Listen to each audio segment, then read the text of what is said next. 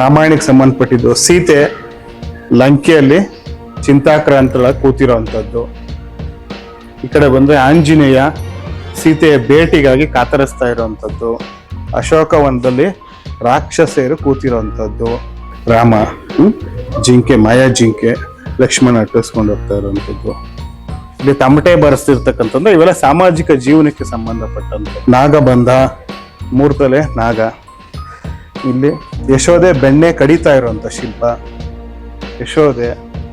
ಈ ಕಡೆ ಬಂದ್ರೆ ಬಾಲಕೃಷ್ಣ, ಗೊರೂರು ಅಂತ ಹೇಳ್ತೀವಿ. ಗೊರೂರು ದೃಷ್ಟಿ ಬೊಂಬೆ ತರ ಇದು. ಈ ಕಾಲದಲ್ಲಿ ದೃಷ್ಟಿ ಬೊಂಬೆ ಅಂತೀವಲ್ಲ, ವಕ್ರತುಂಡ, ಕಾಲ್ನೆಲ್ಲ ಸೊಟ್ಟವಾಗಿರುವಂಥದ್ದು ವಕ್ರ. ಈ ದ್ವಾರಪಾಲಕರ ವಿಗ್ರಹಗಳನ್ನ ನೀವು ನೋಡಬಹುದು. ಇದು ಶೈವ ದ್ವಾರಪಾಲಕರ ವಿಗ್ರಹಗಳು. ತ್ರಿಭಂಗಿಯಲ್ಲಿ ಅಂದ್ರೆ ಕತ್ತರಿಗಾಲಲ್ಲಿ ನಿಂತಿರ್ತಕ್ಕಂಥ ಶೈವ ದ್ವಾರಪಾಲಕರು. ಒಂದು ತ್ರಿಶೂಲ ಇದೆ, ಒಂದು ಕೈಲಿ ಡಮರುಗ ಹಿಡಿದಿರೋದನ್ನ ನಾವು ನೋಡ್ಬೋದು. ಅಂದ್ರೆ ನಿಮ್ಗೆ ಆಶ್ಚರ್ಯ ಆಗ್ಬೋದು, ವಿಷ್ಣುವಿನ ದೇವಸ್ಥಾನದಲ್ಲಿ ಶೈವ ದ್ವಾರಪಾಲಕರೇ ಅಂತ 1531ರಲ್ಲಿ ಕೆತ್ತಿರುವಂತ ಒಂದು ಶಾಸನ ಕನ್ನಡದಲ್ಲೇ ಇರುವಂತದ್ದು. ಯೋಗ ಮುದ್ರೆಯಲ್ಲಿರ್ತಕ್ಕಂಥ ಶಿವನ ಶಿಲ್ಪ ಅದ್ಭುತವಾಗಿದೆ. ಗಂಗರ ಕಾಲದ ಶಿಲ್ಪ ಇದು. ಗಣಪತಿಯ ಮೂರ್ತಿ ಗಂಗರ ಕಾಲದ ಕೀರ್ತಿಮುಖ ರಚನೆ ಆಗಿರುವಂಥದ್ದು. ಕೀರ್ತಿಮುಖ ಅಂತ ಹೇಳ್ತೀವಿ ಇದನ್ನ. 5 ಅಡಿ ಎತ್ತರದ ಚೆನ್ನಕೇಶ್ವರನ ಮೂಲ ವಿಗ್ರಹ ವಿಜಯನಗರ ಕಾಲದಲ್ಲಿ ಅಂದ್ರೆ 1531ರಲ್ಲಿ ಮುಖದಲ್ಲಿ ಬಹಳ ಅದ್ಭುತವಾದಂತಹ ಒಂದು ಕಳೆ ಇರುವಂತದನ್ನ ಸಹ ನಾವು ನೋಡಬಹುದು. ಚೆನ್ನಕೇಶ್ವರ ಚತುರ್ಭುಜದಲ್ಲಿ ಇದೆ. ಮೇಲ್ಗಡೆ 2 ಕೈಲಿ ಶಂಖ ಚಕ್ರ ಇದೆ. ಬಲಗೈ ಜ್ಞಾನ ಮುದ್ರೆಯಲ್ಲಿದೆ. ಎಡಗೈ ಕಟ್ಯವಲಂಬಿತ ಹಸ್ತದಲ್ಲಿರುವಂತದನ್ನ ನಾವು ನೋಡಬಹುದು. ಕಿರೀಟ ನೋಡಿ ಎಷ್ಟು ಇದ್ರಾಗಿದೆ, ಅದು ಬಹಳ ಅದ್ಭುತವಾದಂತ ಕೆತ್ತನೆ.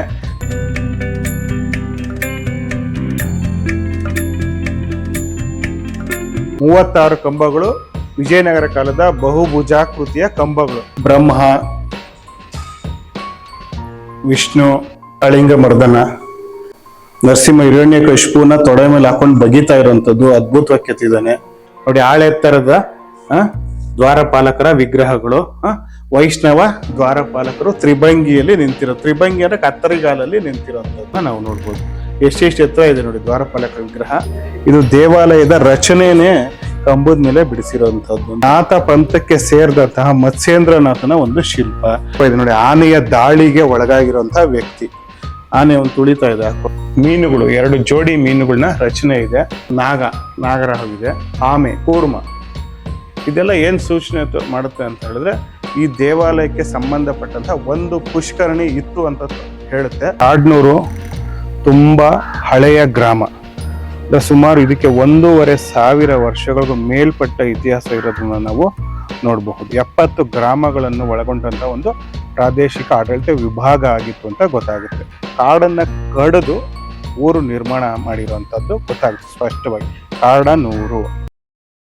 ಇವತ್ತು ನಾವು ಮದ್ರೆ ಹೋಬಳಿಯ ಕಾಡ್ನೂರು ಗ್ರಾಮದ ಚೆನ್ನಕೇಶ್ವರ ದೇವಾಲಯದ ಆವರಣದಲ್ಲಿ ಕೂತಿದ್ದೀವಿ.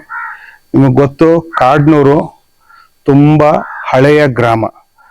ಸುಮಾರು ಇದಕ್ಕೆ 1,500 ವರ್ಷಗಳಿಗೂ ಮೇಲ್ಪಟ್ಟ ಇತಿಹಾಸ ಇರೋದನ್ನ ನಾವು ನೋಡಬಹುದು. ಚೋಳರ ಕಾಲದಲ್ಲಿ ಅವರ ಸಾಮಂತರಾಗಿದ್ದ ಚೋಳ ಗಂಗಾ ವಡಹಾಯಿಂದ್ರ ಅನ್ನೋನು ಕಾಡ್ನೂರು 70ರ ಪ್ರಾದೇಶಿಕ ಆಡಳಿತ ವಿಭಾಗದ ಉಸ್ತುವಾರಿ ಹೊತ್ತಿದ್ದ ಅಂತ ಚಿತ್ರದುರ್ಗ ಜಿಲ್ಲೆಯ ಚಳ್ಳಕೆರೆ ಶಾಸನಗಳಿಂದ ನಮ್ಗೆ ಸ್ಪಷ್ಟ ಆಗುತ್ತೆ. ಗಂಗರ ಕಾಲದಲ್ಲೂ ಸಹ ಈ ಕಾಡ್ನೂರು 70 ಅನ್ನೋದು ಗಂಗರ ಕಾಲದ ಒಂದು ಪ್ರಾದೇಶಿಕ ಆಡಳಿತ ವಿಭಾಗ ಆಗಿತ್ತು. 70 ಗ್ರಾಮಗಳನ್ನು ಒಳಗೊಂಡಂತ ಒಂದು ಪ್ರಾದೇಶಿಕ ಆಡಳಿತ ವಿಭಾಗ ಆಗಿತ್ತು ಅಂತ ಗೊತ್ತಾಗುತ್ತೆ. ಅದಾದ ನಂತರ ನಾವು ಚಿಕ್ಕನಾಯಕನಹಳ್ಳಿ ತಾಲೂಕಿನ ಕೋರ್ಗೆರೆ ಶಾಸನದಲ್ಲೂ ಸಹ ಕಾಡ್ನೂರು ಬಗ್ಗೆ ಉಲ್ಲೇಖ ಇದೆ. ಅದು ಆ ಶಾಸನದಲ್ಲಿ ಏನಿದೆ ಅಂದ್ರೆ ಕಾಡ್ನೂರು 70 ಅನ್ನೋ ಒಂದು ಆಡಳಿತ ವಿಭಾಗ ಮಗರೆ ನಾಡಿನ ಒಂದು ವಿಭಾಗವಾಗಿತ್ತು ಅನ್ನೋ ಅಂಶ ನಮ್ಗೆ ಗೊತ್ತಾಗುತ್ತೆ. ಹೀಗೆ ಕಾಡ್ನೂರು ಬಹಳ ಹಳೆಯ ಗ್ರಾಮ ಅನ್ನೋದಕ್ಕೆ ಹಲವಾರು ಶಾಸನಗಳು ನಮ್ಮ ನೆರವಿಗೆ ಬರ್ತವೆ. ನೀವು ಹೆಸರೇ ಹೇಳೋ ಹಾಗೆ ಕಾಡ್ನೂರು ನೋಡು, ಕಾಡನ್ನ ಕಡಿದು ಊರು ನಿರ್ಮಾಣ ಮಾಡಿರುವಂತದ್ದು ಗೊತ್ತಾಗುತ್ತೆ ಸ್ಪಷ್ಟವಾಗಿ. ಕಾಡನೂರು ಅಂದ್ರೆ ಕಾಡ್ನೂರು ಬಹಳ ಹಳೆಯ ಒಂದು ಗ್ರಾಮ ಅನ್ನೋದು ಇದರಿಂದ ಸ್ಪಷ್ಟ ಆಗುತ್ತೆ. ಈ ಕಾಡನೂರು ಗ್ರಾಮ ವಿಜಯನಗರ ಕಾಲದಲ್ಲಿ ಹುಲಕಡಿ ನಾಡ ಪ್ರಭುಗಳ ನೇರ ಆಳ್ವಿಕೆಗೆ ಒಳಪಟ್ಟಿದ್ದಂತಹ ಒಂದು ಗ್ರಾಮ ಆಗಿತ್ತು, ಒಂದು ಆಡಳಿತ ವಿಭಾಗ ಆಗಿತ್ತು ಅಂತ ಹೇಳ್ತೀವಿ. ಕಾಡ್ನೂರು 70 ಅಂತಾನೆ ಅದು ಪ್ರಸಿದ್ಧಿಯನ್ನ ಪಡೆದಿತ್ತು ಅಂತ ನಾವು ಹೇಳ್ತೀವಿ. ಈ ಕಾಡ್ನೂರು ಗ್ರಾಮಕ್ಕೆ ಸಂಬಂಧಪಟ್ಟಂತ ಒಂದು ಶಿಲಾಶಾಸನ ಅಂದ್ರೆ ಉಲಕಡಿ ನಾಡಪ್ರಭುಗಳ ಕಾಲಕ್ಕೆ ಸೇರಿದಂತ ಒಂದು ಶಿಲಾಶಾಸನ 1531 ಅಂದ್ರೆ ವಿಜಯನಗರದಲ್ಲಿ ಅಚ್ಯುತರಾಯನ ಕಾಲಕ್ಕೆ ಸೇರಿದಂತ ಒಂದು ಶಾಸನ ಈ ಚೆನ್ನಕೇಶವ ದೇವಾಲಯದ ಆವರಣದಲ್ಲಿ ಇದೆ. ಅದೇ ಅಲ್ಲಿರ್ತಕ್ಕಂಥ ಒಂದು ಶಾಸನ. ಹೀಗೆ ಬಂದ್ರೆ ನಿಮ್ಗೆ ಆ ಶಾಸನನ ನೀವು ನೋಡಬಹುದು.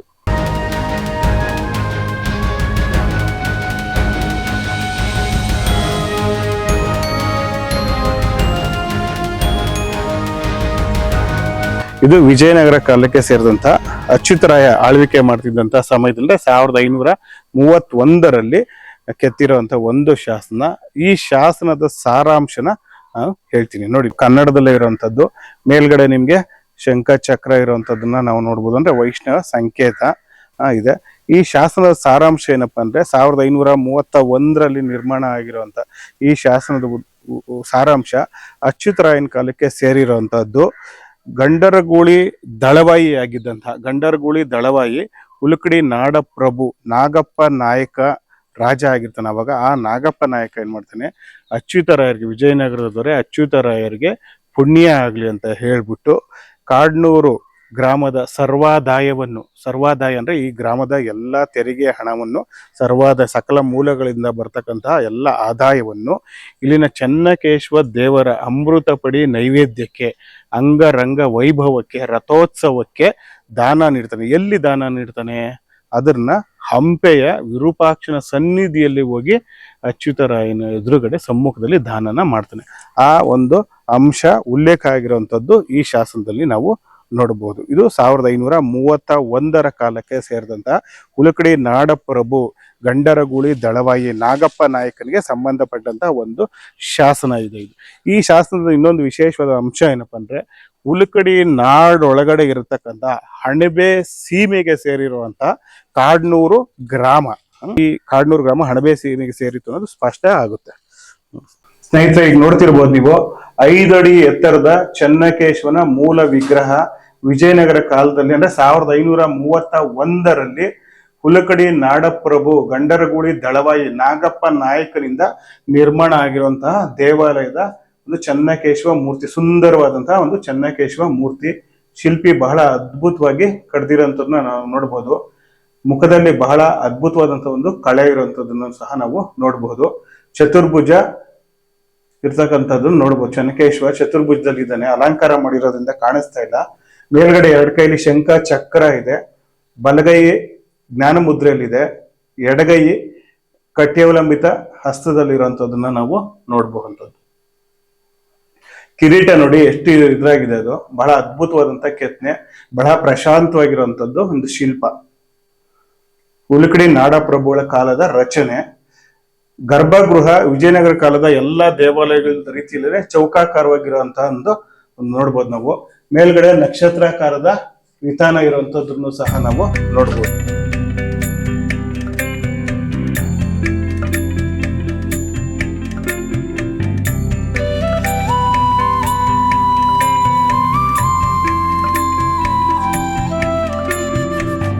ಸಾಂದಾರ ಗರ್ಭಗೃಹ ಅಂತ ಹೇಳ್ತೀವಿ ನಾವು. ಇದು ಸಾಂದಾರ ಗರ್ಭಗೃಹದ ಒಳಗಡೆ ಬಂದ ಇದು ಅಂತರಾಳ ಭಾಗ. ಇದು ಸಹ ಚೌಕಾಕಾರವಾಗಿ ಗರ್ಭಗೃಹದಷ್ಟೇ ಅಳತೆಯಲ್ಲಿ ಇರತಕ್ಕಂತ ಒಂದು ಇದು ದ್ವಾರಬಂಧ ಎಲ್ಲ ಮುಚ್ಚಿದ್ದಾರೆ. ಒಳಗಡೆ ಇದೆ ಇದು ಆಕ್ಚುಲಿ ತ್ರಿಶಾಖೆಗಳಿಂದ ಕೂಡಿರುವಂತದ್ದು. ಅದ್ರ ಮೇಲ್ಗಡೆ ಇದು ಒಂದು ತಾಮ್ರದ ಒಂದು ತಗಡನ್ನು ಒತ್ತಿರೋದ್ರಿಂದ ಮೂಲ ಇದಾಗಿದೆ.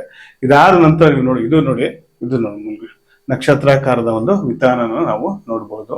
ಅಂದ್ರೆ ವಿಜಯನಗರ ಕಾಲದ ಒಂದು ರಚನೆ ಅನ್ನೋದು ಸ್ಪಷ್ಟವಾಗಿ ನಿಮ್ಗೆ ಗೊತ್ತಾಗುತ್ತೆ. ಹಾಗೆ ಬಂದ್ರೆ ಹೊರಗಡೆ ಇದು ನವರಂಗದಲ್ಲಿ ವಿಜಯನಗರ ಕಾಲಕ್ಕೆ ಸೇರಿದ ಬಹುಭುಜಾಕೃತಿಯ 4 ಕಂಬಗಳಿವೆ.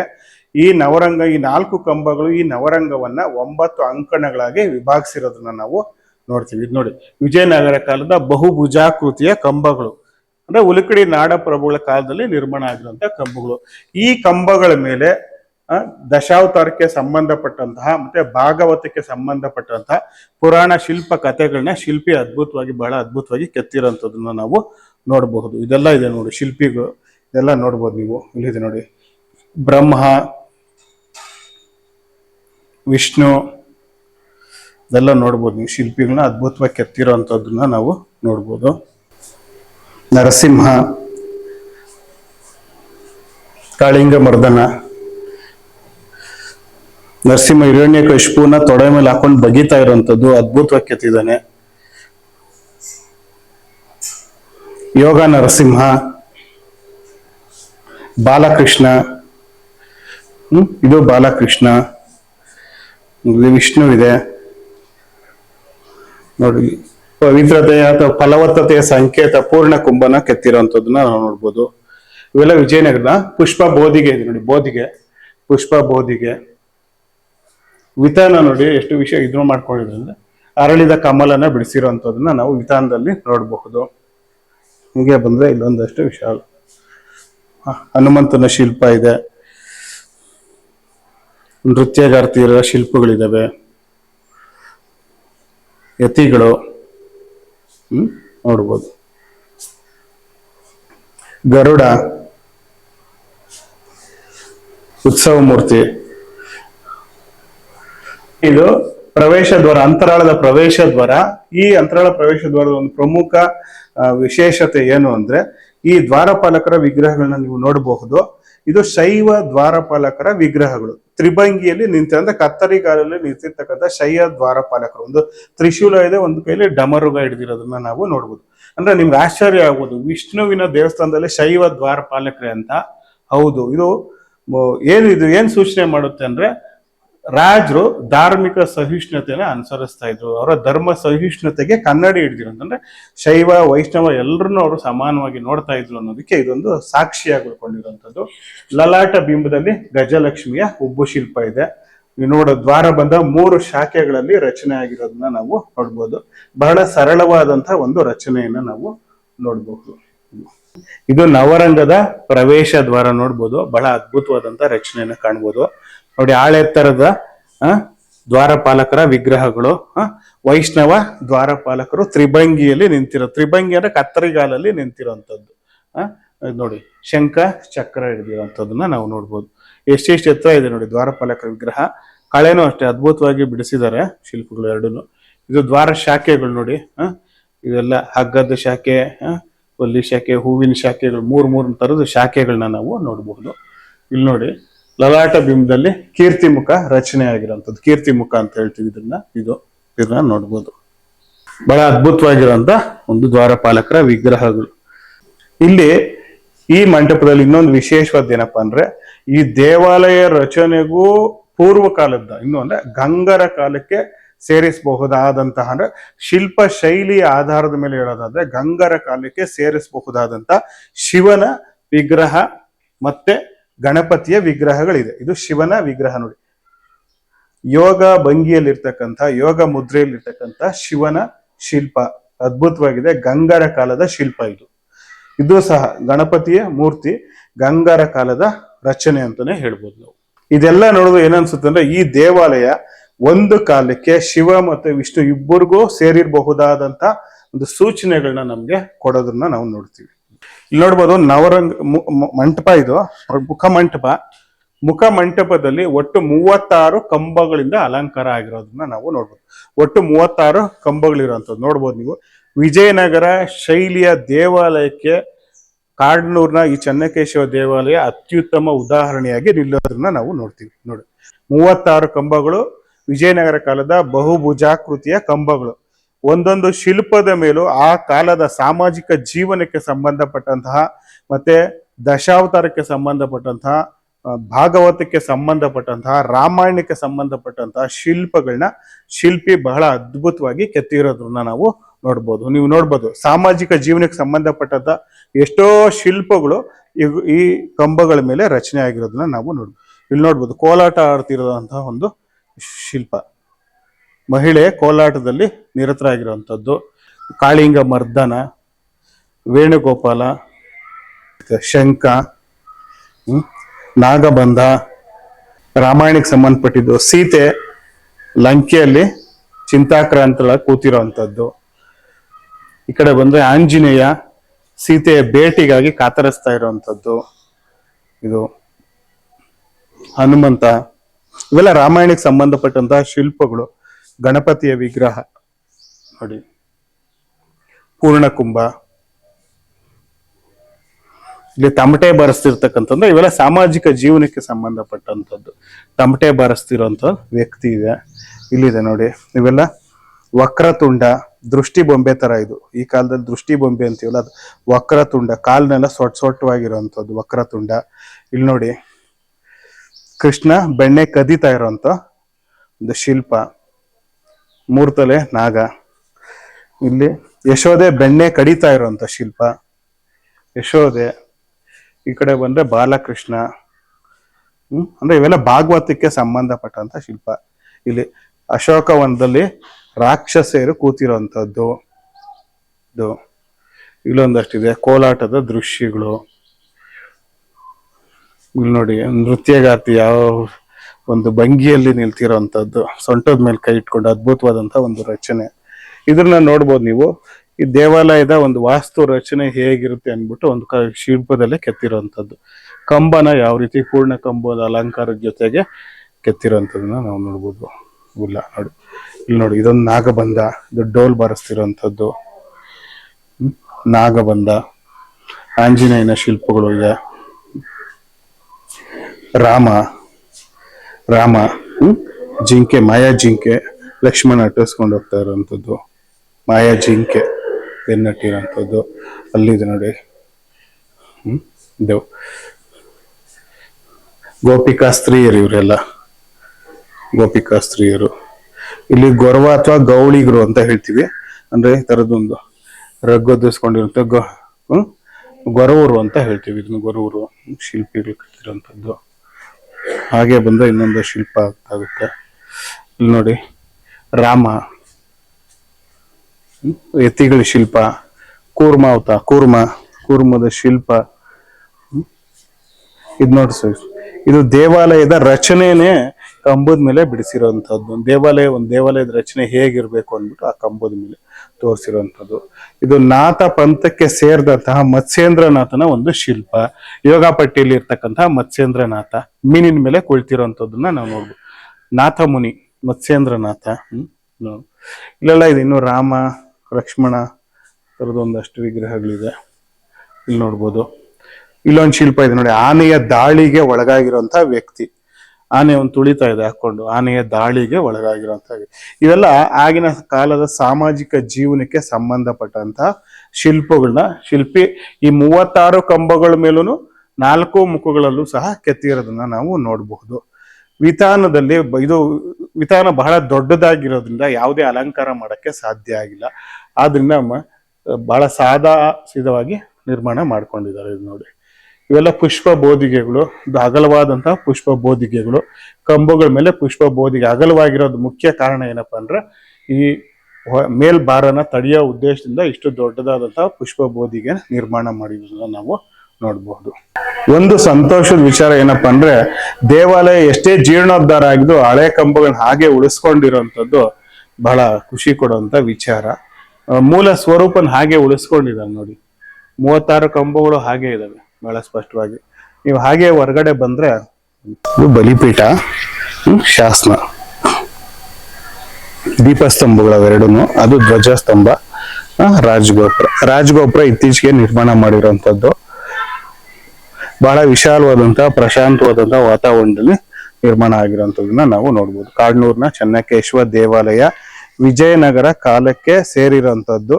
ಉಳುಕಡಿ ನಾಡಪ್ರಭು ಅಂದ್ರೆ ಗಂಡರಗೂಳಿ ದಳವಾಯಿ ನಾಗಪ್ಪ ನಾಯಕನ ಕಾಲದಲ್ಲಿ 1531 ಕಾಲದ ರಚನೆ ಇದು ಈ ದೇವಾಲಯ. ಅವನು ಈ ದೇವಾಲಯಕ್ಕೆ ಕಾಡ್ನೂರಿನ ಸುವರ್ಣ ಆದಾಯವನ್ನು ದತ್ತಿ ಬಿಟ್ಟಿರೋದನ್ನ ಈ ಶಿಲಾಶಾಸನದಲ್ಲಿ ಉಲ್ಲೇಖ ಆಗಿರುವಂಥದ್ದು. ಮುಖಮಂಟಪದ ಮೇಲ್ಛಾವಣಿಯಲ್ಲಿ ನೀವು ನೋಡ್ಬೋದು ಮೀನುಗಳು, 2 ಜೋಡಿ ಮೀನುಗಳನ್ನ ರಚನೆ ಇದೆ ನೋಡಿ. ಹೀಗೆ ಒಂದು 2 ಜೋಡಿ ಮೀನುಗಳ ರಚನೆ. ಇನ್ನೊಂದು ಇಲ್ಲಿ ಬನ್ನಿ, ಇದು ನಾಗರಹಾವಿದೆ. ಈ ಕಡೆ ಬಂದ್ರೆ ಆಮೆ, ಕೂರ್ಮ. ಇದೆಲ್ಲ ಏನ್ ಸೂಚನೆ ಮಾಡುತ್ತೆ ಅಂತ ಹೇಳಿದ್ರೆ ಈ ದೇವಾಲಯಕ್ಕೆ ಸಂಬಂಧಪಟ್ಟಂತ ಒಂದು ಪುಷ್ಕರಣಿ ಇತ್ತು ಅಂತ ಹೇಳುತ್ತೆ. ಪುರೋಹಿತರು ಈಗ ಹೇಳ್ತಿದ್ದಾರೆ ಅಲ್ಲಿ ಹೊರಗಡೆ ಇತ್ತು ಇದ್ರ ಅವಶೇಷ ಅಂತ. ಜಾಗ ತೋರಿಸುವ, ಕೊಳಾಯಿ ಇರೋ ಜಾಗ, ಅಲ್ಲಿ ಕೊಳಾಯಿ ಹಾಕಿ ಅಲ್ಲಿ ಕಲ್ಯಾಣಿ ಇತ್ತು ಇದ್ರದ್ದು ಅಂತ ಹೇಳಿದ್ದಾರೆ. ಈಗ ಮುಚ್ಚಾಕಿದ್ದಾರೆ ಕಾಲಾನಂತರ. ಈಗ ಅದು ಕಲ್ಯಾಣಿ ಇತ್ತು ಅನ್ನೋದ್ರ ಸೂಚನೆ ಈ ಎಲ್ಲಾ ಶಿಲ್ಪಗಳು ನಮ್ಗೆ ಕೊಡ್ತಿದೆ.